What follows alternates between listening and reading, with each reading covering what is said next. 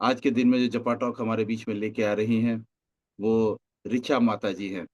तो ऋचा माता जी गुड़गाँव से हैं और हिज ग्रेस प्रशांत मुकुंद प्रभु जी के आश्रम में जुड़ी हुई हैं।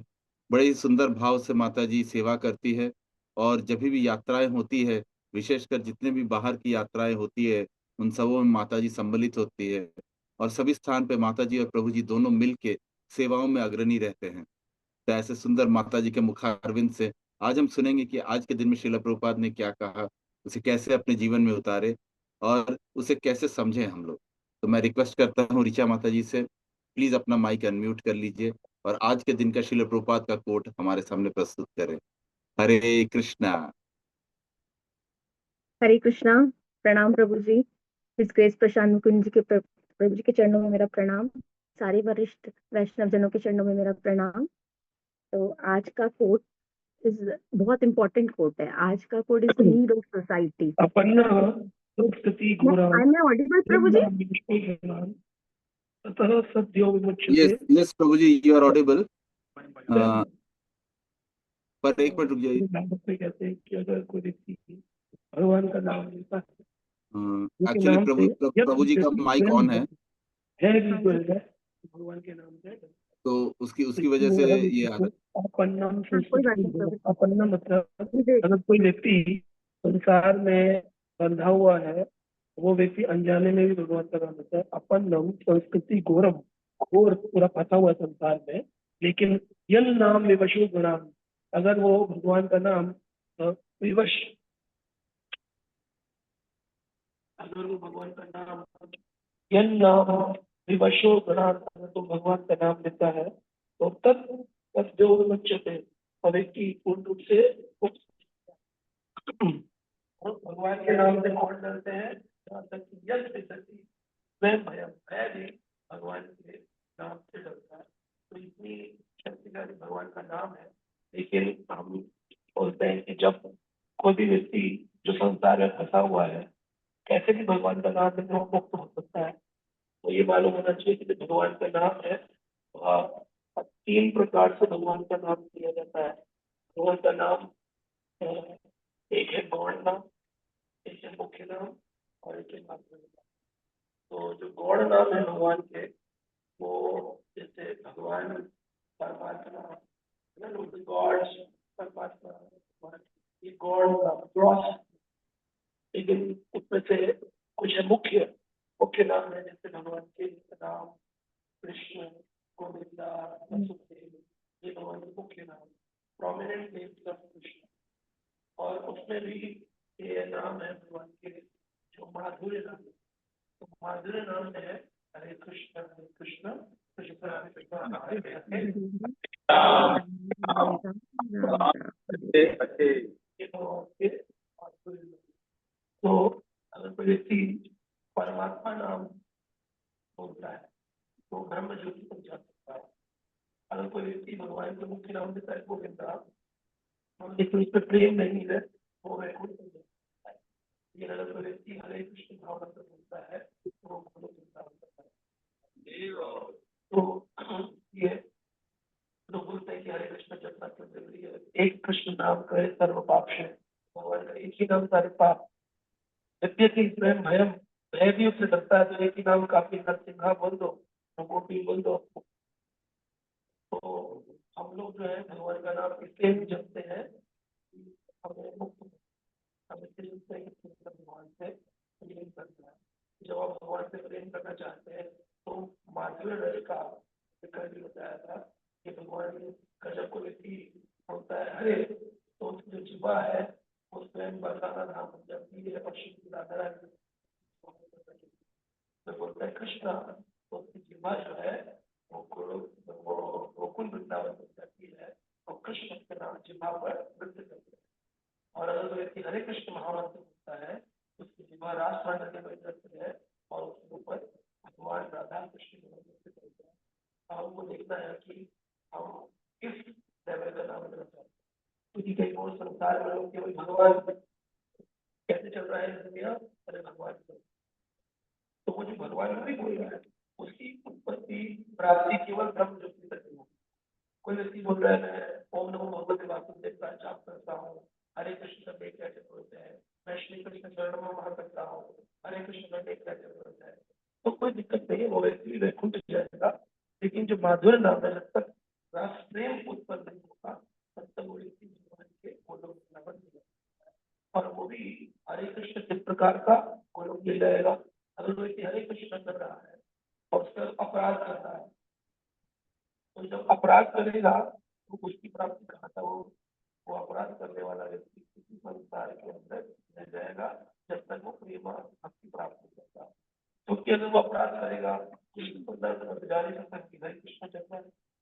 अच्छा, हरे कृष्ण जपने वाला व्यक्ति अपराध कर रहा है तो उसको पुण्य भी नहीं मिल रहा है, क्योंकि अपराध कर रहा है, तो स्वर्ग तक भी नहीं जा सकता है। और वैकुंठ जाएंगे तो प्रेम भक्ति है ही उसके अंदर। तीनों दरवाजे बंद हो जाएंगे तो व्यक्ति आध्यात्मिक प्रेम बन जाएगा, क्योंकि उसकी सारे रास्ते बंद है। तो जो व्यक्ति पाप भी करते हैं, नाम नाम नौहीन बंदक से पाप मुक्ति, जो व्यक्ति भगवान के नाम पर पाप करते हैं मन पर, उन लोगों की गति या बहुत प्रेरित हो जाते हैं। परम पूज्य जय सच्चिदानंद साईं महाराज बोलते हैं कि अगर कोई व्यक्ति पाप करता है तो प्रेत बनता है, और ब्राह्मण दीक्षित व्यक्ति पाप करता है तो फिर वो बुद्धा ब्रह्म राक्षस होता है, उनकी योनि से निकलने वाले। तो कोई व्यक्ति बड़ा चढ़ा भक्ति में हो और फिर वह पाप करता है तो व्यक्ति जब कि वो पेड़ों के अंदर बैठे रहते हैं। तो ऐसा नहीं है कि व्यक्ति उल्टा सीधा कैसा भी नाम जपेगा तो मुक्त हो जाएगा, तो मुक्त हो जाएगा कि नर्क कर जाएगा। लेकिन उसकी इस प्रकार की लेवल शरणागति भगवान के नाम पर मुख्य नाम कौन नाम, माधव। माधव नाम में भी नाम अपराधी है, नाम अभासी है, शुद्ध नाम तो शुद्ध नाम रखने का सभी लोग बोलो पूजा करता है। नाम अभासी व्यक्ति वैकुंठ तक जा सकता है, नाम अपराधी व्यक्ति के लिए तो कोई भी रास्ता नहीं है, ना ही वो वैकुंठ जा सकता है, ना ही स्वर्ग जा सकता है, ना ही नर्क जा सकता है, तो उसके भी सारे रास्ते बंद है। तो पुनः पृथ्वी पर वो आएगा, जब तक उसके ऊपर कोई वैष्णव कृपा नहीं करेंगे तब तक वो भटकता रहेगा। श्रील प्रभुपाद के जीवन में भी उनको एक प्रेत मिला, और प्रभुपाद जी को पता चला कि मकान है जो कि फ्री में मतलब कम पैसे में दिया जा सकता है, तो उनके परिवार को प्रभुपाद जी मुझे लोगों ने शेयर करते हैं। जब मैं पहुंचे तो पता चला कि रात में कोई व्यक्ति है, वो प्रभुपाद जी की पत्नी बना करके आप अपने ले जाएंगे। प्रभुपाद जी अकेले गए उस जगह पर और वहां जाकर इसलिए बैठे तो शायद गिराता है, कोई पैर गिराता है तो कोई परोड़ा है, कौन है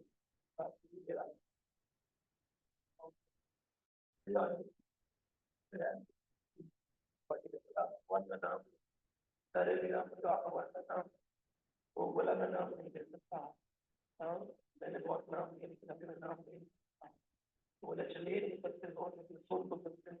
प्रभुपाद जी ने उसको नाम सुनाया, शुभ नाम हरे कृष्ण कृष्ण कृष्ण हरे हरे हरे राम राम राम हरे हरे। नाम सुनाया तो फिर वो राजा था, भक्त था, लेकिन मेरे पाप और अपराध के कारण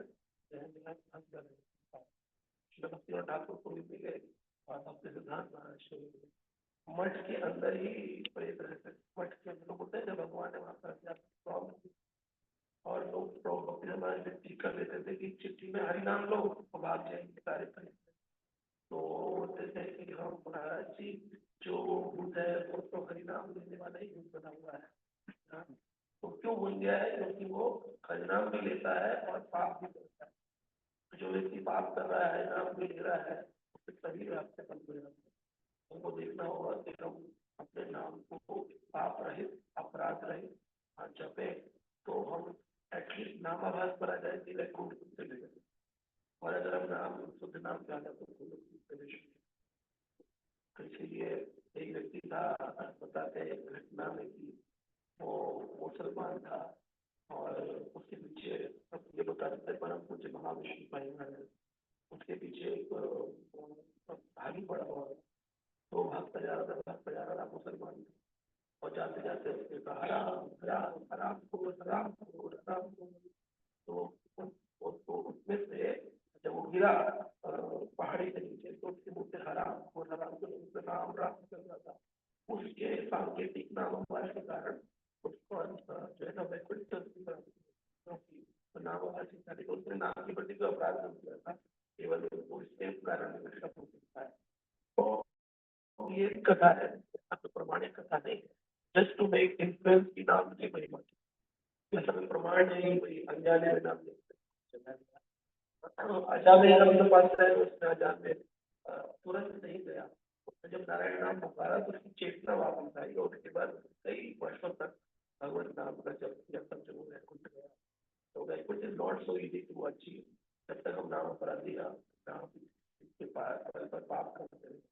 तो कोशिश करनी चाहिए पहले पाप मुक्त हो जाए, उसके बाद फिर अपराध मुक्त हो जाए, फिर अनर्थ मुक्त हो जाए तो फिर वो लोग नाम जा सकते हैं। तो इसीलिए पहले पाप करने की प्रवृत्ति, जैसे हमने बताया था पाप करने की प्रवृत्ति जो आघात के अंदर है, ऐसे पाप का से आघात से पाप प्रवृत्ति जाती है। फिर कालिया जैसे पाप से अपराध अपराध और अनर्थ चले जाते हैं। इस भागवत श्रवण से ही शुद्ध नाम कर जा सकता है। इसलिए नाम जापक को बहुत जरूरी हो, भागवत पढ़े और समस्त भक्त वैष्णव समस्त भक्त बिंदु की जय। अच्छा कल्पतरु वैष्णव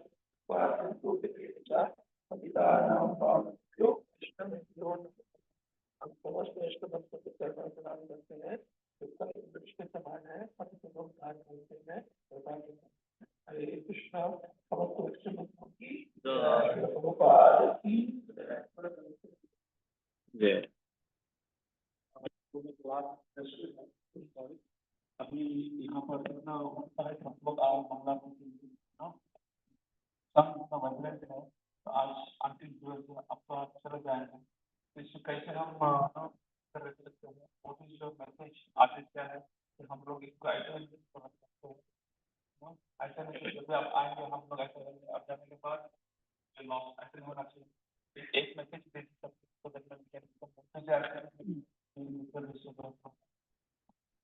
तो प्रभु जी का प्रश्न है कि जब कोई व्यक्ति कथा सुनते हैं, शास्त्र सुनते हैं, भक्त संग करते, बड़े उत्साहित रहते हैं, लेकिन थोड़े समय बाद वो उत्साह चला जाता है, तो ऐसा क्या करें कि हमारा उत्साह बना रहे। तो उत्साह मई आपने बता दिया एक लक्षण है उत्साहमयी। कुछ समय उत्साह रहता है लेकिन वो भंग होता है। उत्साहमयी जो लक्षण है अनर्थ का, उससे परे जाकर के उत्साह निश्चय धैर्य सतत कर्म परमर्पणा। तो व्यक्ति को जो ये श्लोका है श्री रूप गोस्वामी का अपने जीवन में अपनाना चाहिए। उसको उत्साह मिलेगा भागवत के श्रवण से। अगर हम 7 दिन भागवत सुनकर इतने उत्साहित हो सकते हैं, निरंतर भागवत सुने, निरंतर भागवत पढ़े तो कितने उत्साहित हो सकते हैं। तो नित्यम भागवत सेवा करें। एटलीस्ट ये प्रण बना के जाए कि हम लोग रोज 1 घंटा या आधा घंटा मैक्सिमम कम मिनिमम भागवत पर रोज अध्ययन करेंगे। आधा घंटा रोज भागवत सेवन करेंगे रोज का। मतलब एक चेकलिस्ट होना चाहिए घर के अंदर या आप आश्रम में, उसमें लिखना चाहिए, चेक करना चाहिए डेट 1 डेट 2 ऐसे उसमें लिखना चाहिए श्रवणम स्वाध्याय जपा मंगला आरती। तो एक होना चाहिए 1 2 3 4 मैक्सिमम 1 2 3 1 2। फिर आप महीने के एंड में देखिए आपके कितने क्रॉस आए और कितने टिक आए, नीचे अपने को नंबर दीजिए। 30 में से मैं 25 आया, 20 आया, 15 आया।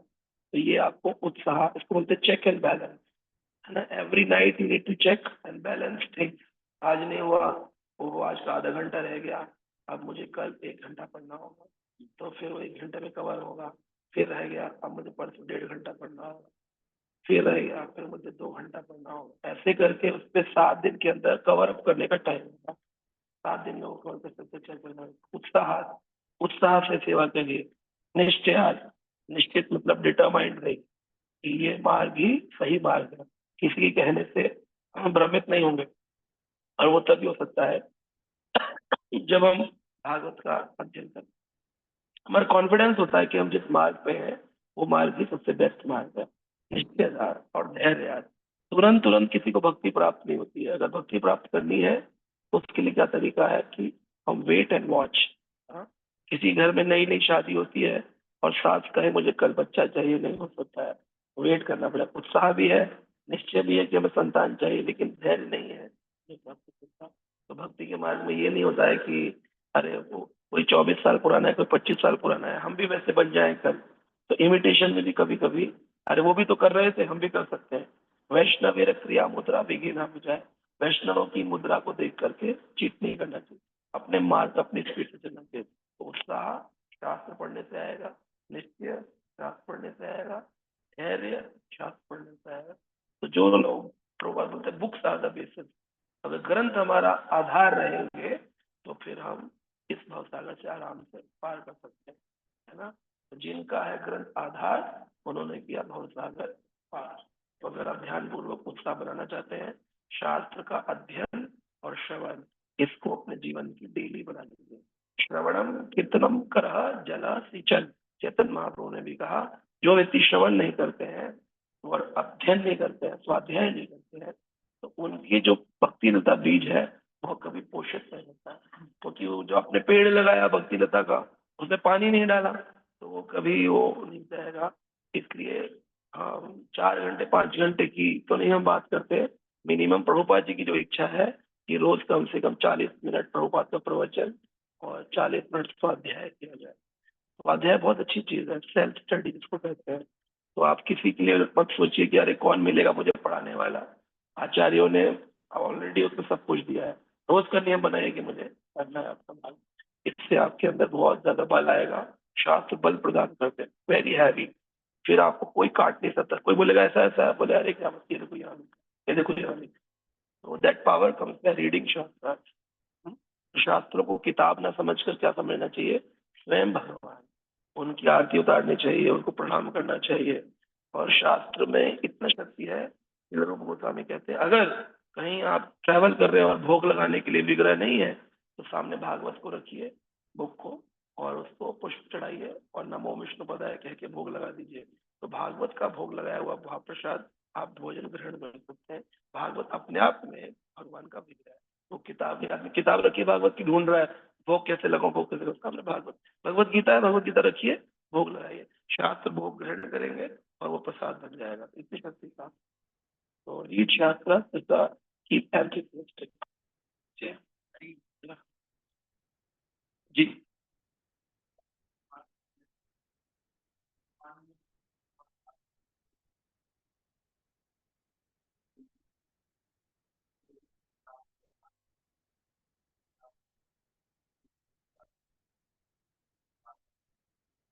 तो पूर्वजों की गति होती है, अगर वो भागवत श्रवण करेंगे तो प्राय जो भी व्यक्ति चाहता है कि उसके पूर्वजों की मुक्ति हो, उनका चित्र लगा करके उनको आवाहन करके बिठाया जाता है, फिर वो श्रवण करते हैं भागवत का और फिर वो मुक्त हो जाता है। तो भागवत से गोकर्ण जी ने अपने भाई धुंधकारी को भागवत सुनाकर मुक्त किया था। तो ये पद्म पुराण का प्रमाण है कि जो जिनके भी पितृ स्वप्न में आते हैं, तकलीफ देते हैं, वह सब भागवत सुनकर मुक्त हो सकते हैं। बिल्कुल हो सकता है। और जो व्यक्ति शुद्ध भक्त बन गया, उसके पितृ अपने आप ही 21 पीढ़ियों के मुक्त हो जाएंगे। 7 उसके पिताजी की साइड, 7 माता जी की साइड और 7 आने वाले जो बच्चे हैं, 21 पीढ़ियां तर जाएंगी अगर कोई एक शुद्ध भक्त बनता है। Pure devotee, pure devotee means non offences, कोई अपराध नहीं करना, नो सेन, कोई पाप नहीं करना, और किसी भक्त के प्रति द्वेष और निंदा का भाव, तो वो इतनी शुद्ध भक्ति कहलाता है। जरूर नहीं कि वो सन्यासी है या वो बहुत बड़ा प्रचारक है तो वो शुद्ध भक्त है। शुद्ध भक्त का अर्थ है वो पाप नहीं करता, अपराधों से बच के रहता है, वैष्णवों से ईर्ष्या और द्वेष नहीं करता, भजन मार्ग में स्वाध्याय करता है, भागवत गीता पढ़ता है, भागवत पढ़ता है, जप करता है, घर गृहस्थी में भी रहता है, तो वो लोग शुद्ध भक्ति कहलाता है। माता जी का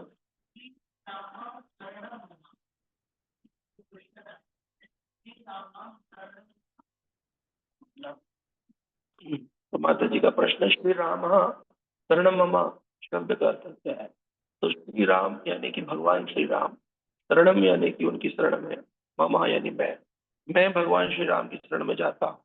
और ऐसा ही श्री कृष्ण शरण मम भी मंत्र है, मैं श्री कृष्ण की शरण में जाता हूँ। तो ये जो मंत्र है राम और कृष्ण, यह मंत्र भी बड़े सुंदर है, लेकिन ये सब कौन से मुख्य नाम, इन नामों को जपने से व्यक्ति जो है वो भगवान के धाम को जा सकता है, लेकिन प्रेम प्राप्त नहीं कर सकता। भगवान के प्रति कल भी हमने पूछा था, आपको कृष्ण चाहिए या कृष्ण प्रेम? सब लोगों ने कहा कृष्ण प्रेम चाहिए। जो कृष्ण प्रेम चाहिए, कृष्ण के प्रति प्रेम चाहिए, वो बिना किशोरी जी के नहीं आ सकता है। जब कोई व्यक्ति राम के साथ सीता नहीं बोलेगा, उसको किशोरी जी के प्रति, राम के प्रति प्रेम नहीं आ सकता है। जो व्यक्ति हरे कृष्ण नहीं बोलेगा, उसको मुक्ति हो सकती है, उसकी भक्ति हो सकती है, प्रेमा भक्ति नहीं हो सकती है, क्योंकि प्रेमा भक्ति शुरू ही शक्ति से होती है। तो बिना शक्ति के, कहते हैं ना, तार शक्ति बिना नहीं परिवर्तन। तो कौन सी शक्ति है? गुरु भक्ति और राधा रानी की शक्ति है, जो व्यक्ति के अंदर परिवर्तन लाती है और उसके द्वारा फिर अनेक लोगों में परिवर्तन लाती है। तो इसलिए ये व्यक्ति को जानना चाहिए कि हम जो भी मंत्र जपे हैं, घरों में जैसे लड्डू गोपाल की सेवा होती है, तो लड्डू गोपाल के साथ श्रीमती राधा रानी नहीं रखते हैं, तो वो पूर्ण नहीं है भक्ति, क्योंकि आप केवल कृष्ण को पूज रहे हैं। लेकिन हमारी भक्ति क्या है? हरे कृष्ण, राधा कृष्ण। हाँ, राधा पूर्ण शक्ति, कृष्ण पूर्ण शक्तिमान, दुई वस्तु भेद नहीं शास्त्र। तो दोनों वस्तुओं को साथ रखना है हमको, केवल एक रख करके काम नहीं चलता है कि हम केवल लड्डू गोपाल जी रखे हैं। तो गौड़ी वैष्णव तो वैसे भी राधा रानी के विहीन, जब भगवान 1 वर्ष के थे तब राधा रानी प्रकट हुई, तो 1 वर्ष के बाद भगवान कौमार अवस्था में आ गए। तो गौड़ी वैष्णव लोग लड्डू गोपाल सेवा नहीं करते हैं, क्योंकि शिशु है, और शिशु के साथ तो राधा रानी थी नहीं। तो हम किसकी पूजा करते हैं? हम युवा राधा कृष्ण की करते हैं। और आप देख सकते हैं प्रभुपाद जी ने भगवत गीता के 18 चैप्टर के 65 नंबर वर्ष, 65 नंबर वर्ष के अंत में है आपके पास, तो आप पढ़ के सुना सकते हैं लोगों को। तो that answer is given by Srila Prabhupada कि आपको क्या करना है। मतलब ये मेरा प्रश्न नहीं है, उत्तर प्रभुपाद जी का उत्तर है कि क्या करना है हमको। 18वां अध्याय 65 नंबर श्लोक के आखिरी लाइन के परपट में प्रभुपाद जी ने उत्तर दिया। हिंदी में बोल सकते हैं।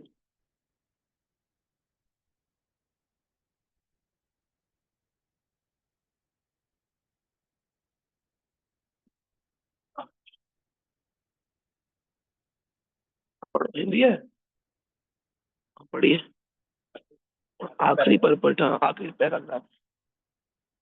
इन शब्दों में इस बात पर जोर दिया गया है कि मन को कृष्ण पर एकाग्र करना चाहिए।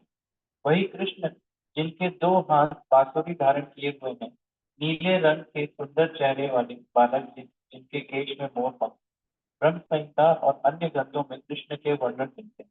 मन को भगवान के मूल रूप कृष्ण पर ही स्थित करना चाहिए। किसी को भगवान के अन्य रूपों पर ध्यान नहीं देना चाहिए।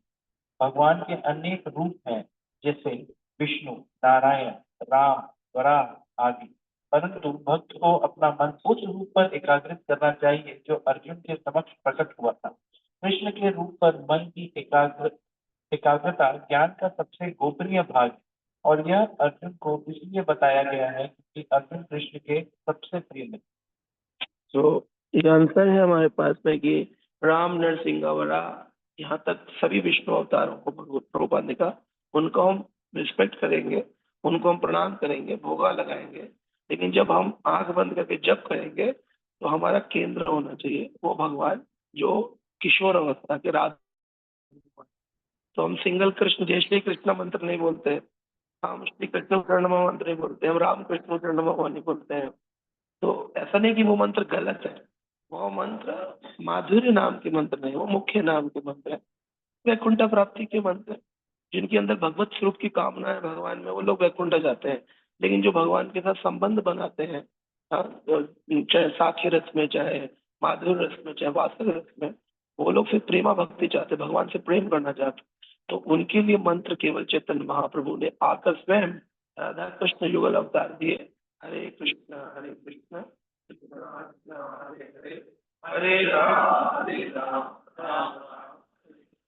इस मंत्र पर फोकस करें। और इस मंत्र, व्यक्ति बोलते जप करते वक्त किस पर ध्यान दो? जप करते वक्त उसको मंत्र के अक्षरों पर ध्यान देना चाहिए, क्योंकि अभिन्न नाम नाम नाम में और नाम में कोई भेद नहीं। तो जब जप करें तो आपके मस्तिष्क में, मानस पटल पर ऐसे लाइट चलनी चाहिए जैसे बैंक में वो लाइट चलती है ना, किसका नंबर स्क्रॉलर जो होता है, तो ऐसे ही हरे कृष्ण कृष्ण स्क्रॉलर की तरह आप मन में चलना चाहिए, उस पर फोकस करना चाहिए। पहले नाम आएगा, फिर रूप आएगा, तब ये रूप आएगा 2 भुज वाला भगवान का, ध्यान फिर अपीयर होगा, गुण भगवान की क्वालिटीज आने लग जाएंगी। आपके सामने कि भगवान कितने दयालु हैं, भगवान कितने कृपालु हैं, वो कितने मृदुभाषी है, कितने पारंगत है, वो कितने गुणी है, ऐसे गुण आएंगे भगवान के। एंड देन फिर जब करते करते भगवान की लीला है, पास टाइम आएंगे। सनातन गोस्वामी रूप गोस्वामी बैठते थे, उनको लीला लीला स्फुरित होती थी भगवान की। तो पहले नाम प्रकट होगा, फिर रूप प्रकट होगा, फिर गुण प्रकट होंगे, फिर लीला है। तो अभी हम आंख बंद करते हैं तो हमें केवल अंधेरा दिखता है, इसका मतलब अभी हमारा ब्लैंक स्पेस, अभी कुछ भी नहीं आया है। तो हम जब करते वक्त अब खाली जब करके उठ के चले गए, जब करके तो क्या करें, मेडिटेट क्या करें, नाम आंख बंद करें, नाम जब करें तो नाम आपके सामने अपीयर होना चाहिए, हरे कृष्ण ऐसे अपीयरेंस दिखना चाहिए, बिल्कुल आ रहा है तो स्क्रॉलर आएगा फिर अपने आप ही। ऐसा नहीं कि मैं कोई विग्रह पर ध्यान लगाऊं तब मेरे को भगवान का विग्रह दिखेगा। आंख बंद करेंगे, जो भी आपके आराध्य भगवान होंगे वो आपके सामने अपीयर हो दिखेंगे, नाम रूप दिखेगा, फिर गुण दिखेगा, फिर भगवान की लीलाएं देखने लग जाएंगे। आप आंख बंद करेंगे तुरंत कभी आप राधा कुंड की लीला दिखाई देगी, तभी आपको ब्रज के अंदर भांडेर वाली लीला, आप प्रतिदिन लीला सुन रहे हैं, ये लीलाएं अपने हृदय में बैठ गई, और वो जब भी जब करेंगे सब लीलाएं अंश रूप में आपको प्रकट होंगी, है ना। तो वो तो ये जो सुन लिया वो दिख रही है, लेकिन जब लीला स्थिति में पहुंचते हैं तो ये स्थिति होती है कि ऐसी ऐसी लीलाएं आती है जो पढ़ी नहीं होती, सुनी नहीं होती है, और फिर आचार्य उन लीलाओं को लिख देते हैं। फिर वो लीलाएं होती हैं जो कहते हैं अरे हमें तो कभी पढ़ा ही नहीं था, कभी तो सुना ही नहीं था, वो लीलाएं अपीयर होते हैं। वो स्थिति है लीला स्मरण। ये ठीक है आपने है? श्री राधा राधा बिहारी की जय, जगन्नाथ बलदेव सुभद्रा महाराज की जय, पतित पावन जगत गुरु श्रील प्रभुपाद की जय, इस्कॉन दुर्ग भक्त वृंद की जय, अनंत श्याम प्रभु जी की जय, महात्मा प्रिय प्रभु जी की जय, अनमोल हरि प्रभु जी की जय, पार्थ कृष्ण प्रभु जी की जय, समस्त भक्त वृंद की जय, प्रभु जी की जय।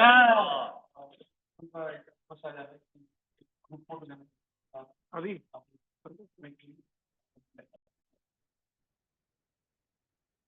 सॉरी मैं भूल गया था, ये म्यूट म्यूट करना भूल गया, sorry, I am so sorry. आप लोग अपना जपा टॉक कंटिन्यू रख सकते हैं। नहीं, थैंक यू सो मच प्रभु जी, इट वाज रियली नाइस। बहुत सुंदर हमें जपा टॉक आपने आज बताया है कि किस प्रकार से किसका जपा टॉक नाम था आज? ऋचा माता जी का। Oh I am so sorry Richa माता जी, आपका आपको बोलना था। तो अभी आप बोल सकती हैं, हम लोग अभी आपको भी सुन लेंगे। तो ऋचा माता जी, मैं रिक्वेस्ट करता हूँ आपसे, आप माइक को अनम्यूट कर लीजिए और अब आप अपना जपा टॉक दे सकते हैं, जो जी श्रील प्रभुपाद का कोट था वो प्रस्तुत करें माता माता। जी लोग जी प्रभु जी, हरे कृष्णा प्रभु जी। इससे अच्छा क्या हो सकता है, आपके मुखारबिंद से सुबह सुबह इतना अच्छा लेक्चर मिल गया, और मतलब हम लोग सब वेट करते हैं इस लेक्चर के लिए। थैंक यू प्रभु जी, बहुत अच्छा था। हरे थैंक, कृष्णा। आप प्लीज कंटिन्यू करिए माता जी। जी प्रभु जी। फोटोग्राफर कौन है? सभी वैष्णव जनों को मेरा प्रणाम। तो आज का कोट प्रभुपाद का है। ये प्रभुपाद जी ने 7 में 1975 पर्थ में मॉर्निंग वॉक के टाइम कहा था। ऐसे रीड कर देती हूँ। Every animal is imperfect, but man animal can become perfect. If he likes, it is very important life. You cannot become as perfect as God, but near about. इसका हिंदी अनुवाद है, प्रत्येक पशु अपूर्ण है, किंतु मनुष्य रूपी पशु पूर्ण बन सकता है यदि वह चाहे तो। यह अत्यंत महत्वपूर्ण जीवन है। आप भगवान के समान पूर्ण नहीं बन सकते, परंतु लगभग लगभग, है ना। तो इसको मतलब इसमें प्रभुपाद जी ने बहुत अच्छे से एक्सप्लेन कर रहे हैं इस कोट में कि मनुष्य जीवन अत्यंत दुर्लभ है, बहुत ही दुर्लभ है। और ये हमें मिला किस लिए है, हमें आध्यात्मिक उन्नति के लिए मिला है। तो ये हमें समझना है। और प्रभुपाद जी इसमें कह रहे हैं कि हम अपूर्ण हैं। तो अपूर्ण से हम क्या समझ सकते हैं? अपूर्ण से हम ये समझ सकते हैं कि हमें गलतियां करने की हमें 4 कमियां होती हैं। जैसे कि फर्स्ट है, हमारी इंद्रियां सीमित है। हम दीवार के उस साइड नहीं देख सकते हैं। हम जो भी है limited limited amount, limited distance तक ही हम देख सकते हैं। हमारे कान भी कुछ मिनिमम अमाउंट ऑफ डेसिबल या फ्रिक्वेंसी उतनी ही सुन सकते हैं। अगर बहुत धीरे आवाज है, जैसे चींटियों की आवाज, हम नहीं सुन सकते। तो हमारी सारी इंद्रियां अपूर्ण हैं। हमें गलती करने की प्रोपेंसिटी है। हम हमेशा मतलब कुछ ना कुछ गलतियां करते रहते हैं, चीटिंग करते हैं, हम झूठ बोलते हैं। तो और हम हमेशा माया में, इल्यूजन में रहते हैं। तो ये सब हमारी 4 टाइप की हमारे में कमियां हैं। तो इसलिए हम अपूर्ण हैं। पूर्ण केवल पूर्ण पुरुषोत्तम श्री कृष्ण भगवान है। प्रभुपाद ये हमेशा बोलते हैं, उनके सारे ग्रंथ में हम बार बार यही चीज देखते हैं कि पूर्ण पुरुषोत्तम श्री कृष्ण है। तो इसके कोट में प्रभुपाद जी ने हितोपदेश का बहुत अच्छा सुंदर श्लोक है, उसको समझाने की कोशिश की है। मैं पढ़ती हूँ ये। आहार निद्रा भय मैथुनम च सामान्य मेतेत पशु भी नराणाम धर्मो ही तेषामधिको विशेषो धर्मेण ही न पशु भी समाना। अर्थात मानव और पशु दोनों चार चीजें कर रहे हैं। क्या चार चीजें कर रहे हैं? आहार, निद्रा, भय और मैथुन। तो ये दोनों चार चीजें कर रहे हैं, चार कार्य कर रहे हैं। फिर पशु और हम मानव में फर्क क्या है ना, हम कैसे अलग हो सकते हैं? तो प्रभुपाद जी कह रहे हैं कि मनुष्य में एक बहुत विशेष गुण है। वो क्या? वो हम हमारे खुद के और भगवान के बीच के संबंध को समझ सकता है और आध्यात्मिक उन्नति करके अपने जीवन को सफल कर सकता है। तो ये केवल मानव, क्योंकि वो जिज्ञासा कर सकता है, वो समझ सकता है कि ये जीवन मुझे क्यों मिला है। तो मतलब नहीं तो हम भी पशुओं के समान है, हम में और पशुओं में कोई भेद नहीं है। पशु केवल अपनी आवश्यकताओं तक सीमित है ना, वो केवल मतलब अपने लिए जीता है, अपने अपने लिए। पर मनुष्य तर्क संगति विचार से अपने और भगवान के शाश्वत संबंध को समझ सकता है और इस जन्म मृत्यु के चक्कर को हमेशा के लिए समाप्त कर सकता है। पशु को समझ नहीं है कि वो कष्ट क्यों भोग रहा है ना। वो ये नहीं सोचता है क्यों इतना कष्टमय जीवन उसे मिला है, इधर उधर घूम रहा है, धूप पानी गर्मी में, कभी खाना मिल रहा है कभी नहीं मिल रहा है, कोई धुतकार रहा है, वो नहीं समझ सकता है। और मतलब उसे ये भी नहीं पता कि मृत्यु के बाद उसका क्या होना है ना, वो ये सब चीजें नहीं समझता है। पर हम ये समझ सकते हैं, वो केवल फ्री इंजॉयमेंट के लिए जी रहा है। बट प्रभुपाद जी बोल रहे हैं कि आज का जो समाज है वो भी पशुव्रत समाज हो गया है। उसे समझ ही नहीं है कि वो कहाँ जा रहा है, बस सब इंजॉयमेंट के लिए जी रहे हैं। एक ही लाइफ मिली है, इंजॉय कर लो, कल किसने देखा है। सबका यही थॉट है आजकल, मतलब बस आराम से जिंदगी जीना है और उसको पाने के लिए वो पूरा रात दिन प्रयत्न रहता है। मतलब अच्छा खाना मिल जाए, अच्छा घर मिल जाए, सॉफ्ट बेड, एसी रूम, बड़ा घर, बड़ी कार, अच्छे कपड़े, मतलब लिस्ट इज एंडलेस। वो पूरा टाइम, अपना whole time he is wasting, whole time in life he is wasting in getting these temporary things, जिसकी कोई वैल्यू नहीं, आखिरी में सब खत्म हो जाना है। तो हमारे अ, शिक्षा गुरु हिज केस प्रशांत मुकुंद जी प्रभु जी बहुत अच्छे से बोलते हैं ये कि मनुष्य जीवन एंजॉयमेंट के लिए नहीं मिला है। मनुष्य पशु योनि भोग योनि है, बट मनुष्य योनि तपस्या की योनि है। ये जीवन हमें तपस्या करने के लिए मिला है। प्रभु जी बोलते हैं कि नहीं तो हम भी दो पग पशु के समान है, हम में और पशुओं में कोई भिन्न मतलब कोई भी भेद नहीं है। हम सेम पशु के जैसे हो जाएंगे अगर हमने भी इंजॉयमेंट के लिए अपन जीवन जी रहे हैं तो। पशु जीवन एक स्टेशन के जैसे है, मतलब एक साइड से गाड़ी आ रही है और डेस्टिनेशन इज फिक्स्ड, है ना, नेक्स्ट जर्नी क्या है हमें मालूम है उसकी। बट हमारा जो मनुष्य जीवन है, it is like a junction, एक साइड से गाड़ी आ रही है बट मल्टीपल डायरेक्शंस ओपन है हमें। हम ये हमारे कार्य से हम तय कर सकते हैं कि जैसा हम कार्य करेंगे वैसा हमें रिएक्शन मिलेगा। तो हम ये तय कर सकते हैं कि हमें कहाँ जाना है, मतलब हमारी गाड़ी को हमें किस तरफ मोड़ना है, नर्क स्वर्ग, वैकुंठ, गोलोक, वृंदावन, कि वापस पृथ्वी पे आना है। तो मतलब हम अपना डेस्टिनेशन तय कर सकते हैं, तो ये केवल मनुष्य कर सकता है। तो इस तरीके से पशु और मनुष्य दोनों में भेद है। और प्रभु जी एक और बात बोलते हैं कि इसलिए मनुष्य जीवन तपस्या के मिला है, जिज्ञासा करने के लिए मिला है, ज्ञान अर्जित करने के लिए मिला है। हमें इसका बहुत ध्यान से सदुपयोग करना है, इसे ऐसी तरह से वेस्ट नहीं करना है। अब मनुष्य की स्वतंत्र इच्छा पर निर्भर है कि वो पशुव्रत जीवन जीना चाहता है कि पूर्णता की ओर आगे बढ़ना चाहता है ना। तो क्वेश्चन है कि ये पूर्णता है क्या, जो प्रभुपाद जी यहाँ पे बोल रहे हैं, ये पूर्णता क्या है, हम इसको कैसे समझ सकते हैं? तो इसी कन्वर्सेशन में प्रभुपाद जी ने आगे बताया पूर्णता के बारे में कि भगवान श्री कृष्ण के चरणों में समर्पण करके हम अपने जीवन को परिपूर्ण बना सकते हैं, है ना। हमारे सारे शास्त्र भी सीख सीख कर यही बात बोल रहे हैं कि भगवान श्री कृष्ण की सेवा में अपने जीवन को समर्पित करो, तभी हम पूर्ण हो सकते हैं। मैं इसके कुछ दो तीन श्लोक लूंगी, जैसे भगवत गीता का 18.46 का रेफरेंस है। इसमें भगवान श्री कृष्ण कह रहे हैं, मैं इसका हिंदी अनुवाद पढ़ती हूँ। जो सभी प्राणियों का उद्गम है और सर्वव्यापी है, उस भगवान की उपासना करके मनुष्य अपना कर्म करते हुए पूर्णता प्राप्त कर सकता है ना। तो मनुष्य जीवन पूर्णता प्राप्त करने का एक अनूठा अवसर है। और कैसे प्राप्त करनी है? भगवान श्री कृष्ण से की उपासना करके, उनके से संबंध स्थापित करके। इसी को हम व्हाट इसे हमारे अत्यंत बहुत बड़ा सौभाग्य है कि हम करोड़ों खरबों पता नहीं कितने कीड़े मकोड़े, जलचर जीव जंतु, वृक्ष, पशु पक्षी, सब कुछ हम भोग के आए हैं। हम सारी योनियां क्रॉस करके हमें बड़ी मुश्किल से इस अत्यंत दुर्लभ मानव मानव जीवन मिला है। तो इस मानव देह को हमें ऐसे ही वेस्ट नहीं करना है, हमें इसको भगवत प्राप्ति के लिए यूज करना है। इसी को हम जैसे हम मंगला आरती में भी हम देखते हैं, हम बोलते हैं सुबह कि हमारे मनुष्य जीवन का परम लक्ष्य श्री कृष्ण के चरणों में प्रीति शीघ्र हो जाए। तो हर जगह हमें यही देखना है कि मतलब इस ठाकुर जी के चरणों में हमें अपनी प्रीति बनानी है, तभी हमारा जीवन सफल हो पाएगा। इसे भक्ति रसामृत सिंधु के 1.2.265 में भी और चैतन्य चरितामृत के मध्य लीला में भी एक श्लोक में, ये सेम श्लोक है दोनों का, इसमें भी कहा गया, ये बहुत बड़ा श्लोक है, मैं हिंदी में इसका तात्पर्य पढ़ देती हूँ। महाराज परीक्षित ने भगवान श्री कृष्ण के चरण कमलों की शरण केवल विष्णु के विषय में सुनकर प्राप्त की, यही उनकी चरम सिद्धि है। सुखदेव गोस्वामी केवल श्रीमद् भगवद गीता बोलकर पूर्णता प्राप्त की। प्रहलाद महाराज ने भगवान का स्मरण करके पूर्णता प्राप्त की। लक्ष्मी जी ने भगवान विष्णु के दिव्य चरण दबाकर पूर्णता प्राप्त की। महाराज पृथु ने अर्च विग्रह की पूजा करके तथा अक्रूर ने भगवान की स्तुति करके पूर्णता प्राप्त की। हनुमान जी ने भगवान श्री रामचंद्र जी की सेवा करके तथा अर्जुन ने कृष्ण का सखा बनकर पूर्णता प्राप्त की। बलि महाराज ने कृष्ण के चरण कमलों पर अपना सर्वस्व अर्पित करके पूर्णता प्राप्त की। No so we can understand, मतलब ये मनुष्य जीवन की पूर्णता क्या है। मनुष्य जीवन की पूर्णता शाश्वत भगवान के साथ अपना संबंध समझने में और आध्यात्मिक जगत में वापस जाने में, उनकी सेवा करने में, यही हमारे जीवन की पूर्णता है।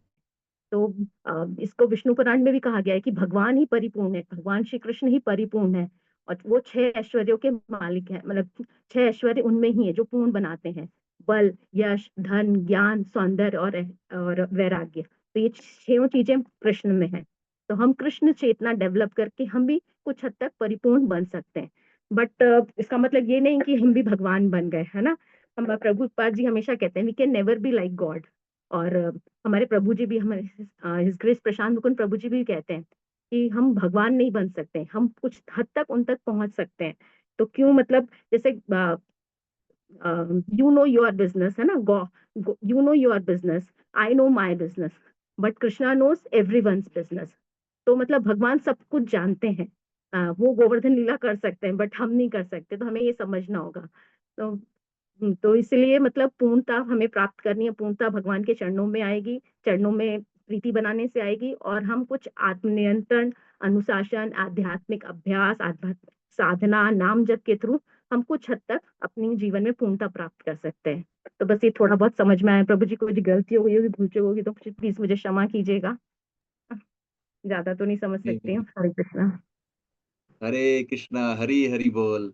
आपने बहुत सुंदर एक्सप्लेन किया माता जी, इट इज वेरी नाइस कि किस प्रकार से मनुष्य जीवन जो है वो आपने बहुत सुंदर बताया है कि ये भोग के लिए नहीं बना है। भोग की योनियां जो होती है वो पशु योनि में भोग होता है, मनुष्य जीवन जो है वो तपस्या के लिए ही है। और चैतन्य चरितामृत पे भी आता है ये बात कि, या भक्ति विनोद ठाकुर ने बोला था शायद कि मनुष्य जन्म पाइया राधा कृष्ण ना भजिया, जानिया सुनिया विष खाई। जानबूझ के विष पीने की लायक चीज है अगर मनुष्य जन्म भी मिला और राधा कृष्ण नहीं भजा आपने। तो ये आपने बहुत सुंदर, बहुत ही सुंदर वे में आपने एक्सप्लेन किया है। साथ ही साथ आपने जो एनालॉजीज प्रेजेंट किए हैं कि किस में क्या, योनि में क्या मिलता है, कैसे जो डिफरेंट उपनिषद से आपने बताया है, ईशोपनिषद से भी आपने बताया। तो बहुत ही सुंदर वे में आपने सब चीजों को एकत्रित किया है माता जी। बड़ा सुंदर एक्सप्लेनेशन आपने प्रस्तुत किया है। We are so grateful to you माता जी। थैंक यू सो मच माता जी फॉर सच अ बस प्रभु नाइस। जी, आपने बहुत सुंदर प्रस्तुत किया है शिला कुछ प्रभुपाद प्रभु के। जी, बस प्रभु जी से ही थोड़ा बहुत सीख सीख के, उनके लेक्चर्स, उनके से ही preparation. Prabhu ji thank you so much. Hare हम कृष्णा। सबों के हम सबों के जो भी ज्ञान के स्रोत है वो प्रभु जी ही है। प्रभु बिल्कुल। जी से ही सुनते हैं हम लोग, और प्रभु जी की ही वाणी को रिपीट करना यही करेक्ट प्रोसेस है। प्रभु जी भी यही बताते हैं, this is called disciplic succession. अपने दिमाग जी, से या अपने हिसाब से कुछ नहीं बोलना। जो हमारे पूर्ववर्ती आचार्यों ने बोला है, जो हमारे प्रभु जी से ज्ञान मिला है, उसी ज्ञान को रिपीट करना ही सबसे बेस्ट है, सबसे सेफ है। क्योंकि फिर हम गलती नहीं करते, हम सही रास्ते पे सही चीज बता सकते हैं। क्योंकि हम में से कोई भी परफेक्ट तो नहीं है, इसीलिए परफेक्ट नॉलेज नहीं दिया जा सकता है। लेकिन जो नॉलेज भगवान का है, वो भगवान का knowledge same to same as it is देने में, हम देने का मतलब है हम परफेक्ट नॉलेज दे रहे हैं। क्योंकि भगवान परफेक्ट है, पूर्ण है, उनका नॉलेज पूर्ण है, और वो चीज हम पूर्ण वे में दे सकते हैं। आपने बहुत सुंदर एक्सप्लेन किया है माता जी। Thank you thank so you much Prabhu. माता जी। हरे कृष्णा, हरे प्रणाम। कृष्ण। तो हरे कृष्ण। थैंक यू ऋचा माता जी, आपने बहुत सुंदर बताया। तो मैं एक बात और बोलना चाहता हूँ यहाँ पर कि कल 8 तारीख को परम पूज्य वैष्णव स्वामी महाराज जी का मंदिर में द्वारका में यज्ञ हो रहा है, नरसिंह यज्ञ, और उनका गुणगान भी गाया जाएगा। तो जो भक्त अटेंड करना चाहते हैं, करना चाहिए सब लोगों को, देखना चाहिए कि एक वैष्णव का जन्मदिन कैसे बनाया जाता है, आविर्भाव, उनका व्यास पूजा। और 9 तारीख को मंदिर में पंडाल में कार्यक्रम होगा। तो 9 तारीख को तो मैं भी रहूंगा। कल मैं 8 तारीख को नहीं रहूंगा, क्योंकि मैं फ्लाइट में रहूंगा उस टाइम पे, रिटर्न फ्लाइट है छत्तीसगढ़ से। तो आप लोग कोशिश करिए सब लोग जाने की, और जो गुणगान कर सकते हैं महाराज जी का, मुझे अपना नाम लिख करके भेजेंगे, तो फिर मैं आगे नाम आपका लिस्ट में भेजूंगा। हरे कृष्ण। श्रील प्रभुपाद की जय। हरे कृष्णा, वो चालू करो।